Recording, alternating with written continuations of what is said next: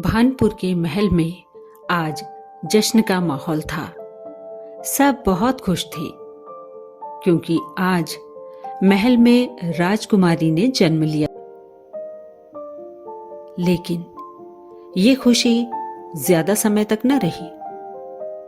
राजकुमारी के जन्म के कुछ समय पश्चात रानी की हालत बिगड़ी और उनकी मृत्यु हो गई। सब उदास हो गए। अब क्या होगा? नन्ही सी राजकुमारी श्रीधरा बिना मां के कैसे रहेगी? फिर कुछ दिनों के बाद भानपुर के राजा ने दूसरी शादी कर ली और वे राजकुमारी श्रीधरा के लिए नई रानी मां ले आए। लेकिन नई रानी मां श्रीधरा को ज्यादा पसंद नहीं करती थी। फिर कुछ समय के बाद नई रानी मां ने एक राजकुमार को जन्म दिया। महल में फिर से खुशी का माहौल था। दिन गुजरते रहे। राजकुमारी श्रीधरा और राजकुमार चित्रसाल अब बड़े हो गए थे। दोनों एक दूसरे से बहुत प्रेम करते थे। लेकिन रानी को यह बिल्कुल पसंद नहीं था कि राजकुमारी श्रीधरा अपने भाई राजकुमार चित्रसाल के आसपास रहे। वो हमेशा राजकुमार चित्रसाल को समझाती रहती कि राजकुमारी श्रीधरा से दूर रहो। राजकुमारी को यह सब अच्छा नहीं लगता था। रानी का आदेश था कि राजकुमारी अपने कमरे से बाहर ना निकले। इससे राजकुमारी श्रीधरा कमरे में अकेले बोर हो जाती थी। वो अकेले अपनी खिड़की से दूर आसमान में तारों को देखती रहती और अपनी मां को याद करती। एक दिन ऐसे ही अकेले वो खिड़की पर खड़ी थी।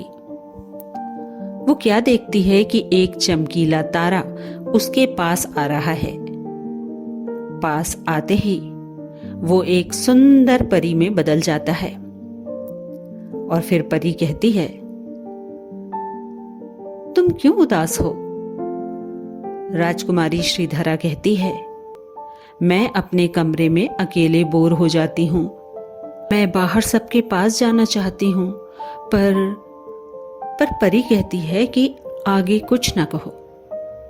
मुझे सब पता है।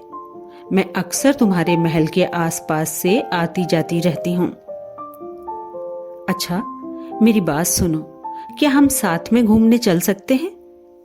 तब श्रीधरा कहती है, मेरे तो पंख नहीं हैं। मैं कैसे तुम्हारे साथ चलूं? मैं उड़ नहीं पाऊंगी। तब परी अपने जादू से श्रीधरा को पंख दे देती है और फिर दोनों साथ में सैर पर निकल जाते हैं। श्रीधरा तारे, बादल, पहाड़ सब देखकर बहुत खुश होती है और फिर दोनों वापस आ जाती हैं। अब परी कहती है, श्रीधरा, मुझे जाना होगा, लेकिन जाने से पहले मैं तुम्हें कुछ देना चाहती हूं। तुम जब भी किसी मुश्किल में रहो तो ये लॉकेट मैं तुम्हें दे रही हूं। तुम इसे छूकर मुझे याद करना। मैं तुम्हारी मदद को आ जाऊंगी। ऐसा कहकर परी चली जाती है। फिर एक दिन राजकुमार चित्रसाल शिकार को जाता है।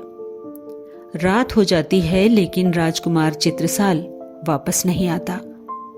महाराज और रानी चिंता करते हैं। एक सिपाही आकर बताता है कि राजकुमार चित्रसाल को सब जगह खोज लिया गया है, लेकिन उनका कहीं पता नहीं। रानी कहती है, अब क्या करें महाराज? महाराज कुछ भी कीजिए, चित्रसाल को वापस लाइए। तब राजकुमारी श्रीधरा कहती है, मां, चिंता ना करो, मैं कुछ करती हूं। और फिर वह अपने कमरे में चली जाती है। कमरे में जाकर राजकुमारी अपने लॉकेट को छूकर परी को याद करती है और परी वहां आ जाती है। फिर दोनों राजकुमार की तलाश में निकल जाती हैं। परी अपनी शक्तियों से राजकुमार को खोज लेती है, लेकिन ये क्या? राजकुमार तो शैतानी परी के कब्जे में है।